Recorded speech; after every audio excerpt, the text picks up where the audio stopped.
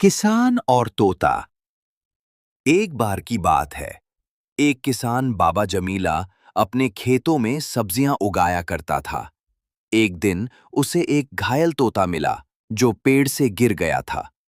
बाबा जमीला उसे अपने घर ले आया, मरहम लगाया, दाने दिए और प्यार से उसकी देखभाल की।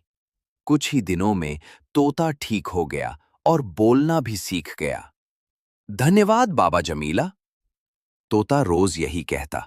बाबा मुस्कुराकर कहते, बेटा, नेकी का फल नेकी ही होता है। एक रात चोर खेत में घुस आए। बाबा तो गहरी नींद में थे, लेकिन तोता जाग रहा था। उसने जोर जोर से चिल्लाना शुरू किया, चोर चोर, बाबा जमीला जागो। बाबा उठे, शोर मचाया और गांव वाले इकट्ठे हो गए। चोरों को पकड़ लिया गया और सबने बाबा की बहादुरी की तारीफ की। बाबा बोले, ये तो मेरे तोते की होशियारी है। उस दिन से तोता गांव का हीरो बन गया और बच्चों ने सीखा, किसी की मदद करना कभी व्यर्थ नहीं जाता।